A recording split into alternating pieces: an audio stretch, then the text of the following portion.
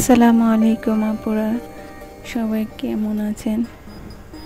আজকে আমি খাসির মাংস বোনা করে দেখাবো। খাসির মাংসটা আজকে বোনা করবে আমার শাশুড়ি। খাসির মাংসটা বোনা করতে প্রথমে আমি মাংসগুলি ভালো করে পরিষ্কার করে নিয়েছি। এরপর আমার শাশুড়ি কড়াইয়ে পরিমাণ মতো তেল দিয়ে এতে পেঁয়াজ বাটা দিয়ে দিয়েছে। এরপর দিয়ে দিয়েছে পরিমাণ মতো লবণ। পেঁয়াজ আর লবণটা ভালো করে ভেজে নিতে হবে।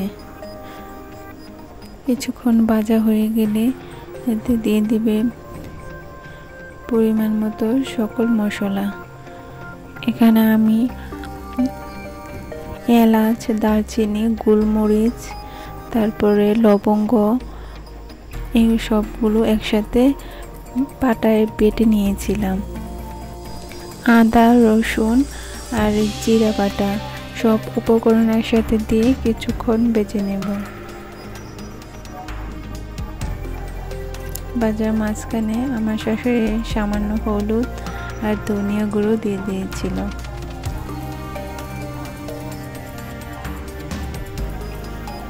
তারপরে একটু নেড়ে চেড়ে নেব।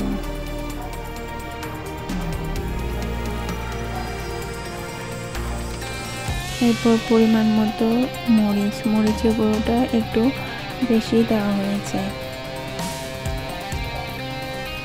এরপর যে মশলাগুলো বাটা হয়েছিল সেগুলো একটু পানি করে দিয়ে দিয়েছিল। এলাচ, দারচিনি এগুলো বেটে দিলে পাটায়, তাহলে খাসির মাংস কোনো গন্ধ থাকে না আর খেতেও খুব সুস্বাদু হয়। মশলাটা ভালো করে কষিয়ে নেওয়া হয়েছে।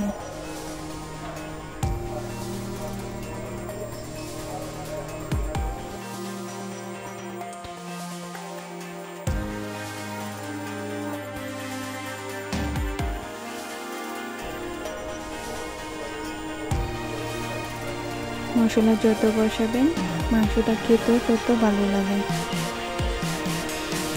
এরপর দিয়ে দিল কয়েকটা তেজপাতা।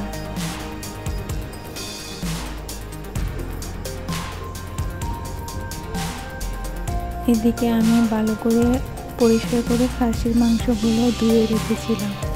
তারপর ছোট ছোট করে কয়েকটা আলু কেটে নিয়েছিলাম। আলুর পরিমাণ কমই দেওয়া হবে, কারণ খাসির মাংসে আলু দিলে ততটা ভালো লাগে না। বাচ্চা আছে, আলু খেতে পছন্দ করে, তাই আর কি আলু দেওয়া। আপনারা কে কোথা থেকে ভিডিওটি দেখতেছেন অবশ্যই জানাবেন। আর ভিডিওটি ভালো লাগলে লাইক, কমেন্ট ও শেয়ার করবেন। আপনারা কে কীভাবে খাসির মাংস রান্না করেন অবশ্যই জানাবেন।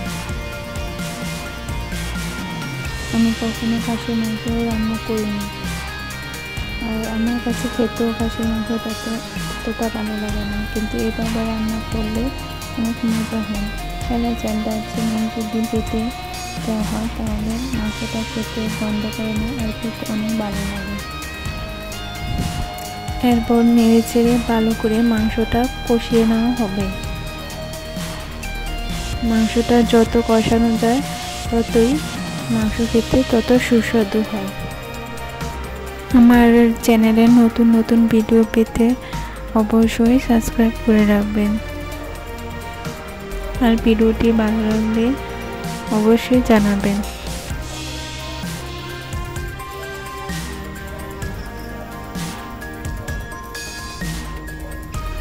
ভালোভাবে মাংসটা নেড়ে চেড়ে কষিয়ে নেওয়া হবে।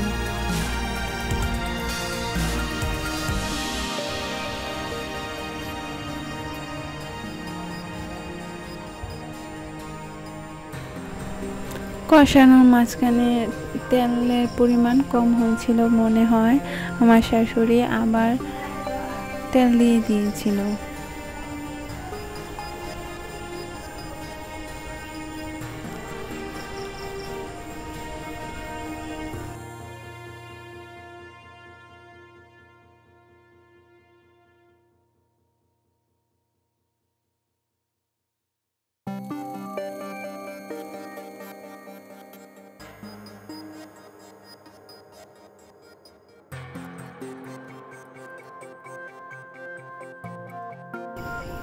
এরপর দিয়ে দিবে আলু। আমি ছোট ছোট করে কয়েকটা আলু কেটে নিয়েছিলাম।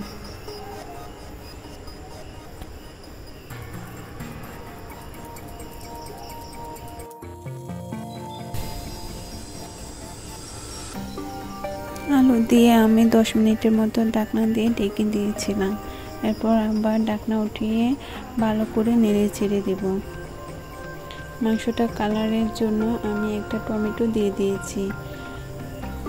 টমেটো দিলে মাংসের টেস্টও ভালো আসে আর কালারটাও খুব সুন্দর হয়।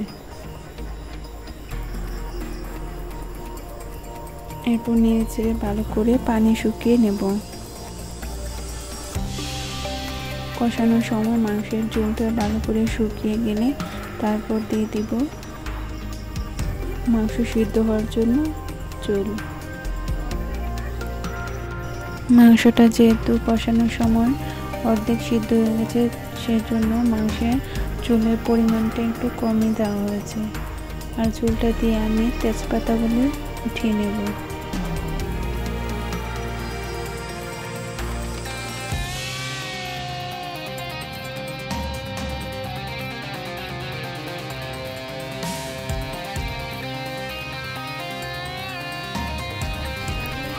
ভালো করে নাড়াচাড়া দিয়ে আমি ঢাকনা দিয়ে আবারও 20 মিনিটের মতো রান্না করে নেব। 20 মিনিট পরে ঝোলটা এরকম হবে। ঝোলটা আমি ভালো করে জাল দিয়ে একদম কমিয়ে নিয়েছি। এখন পরিবেশন করার পালা।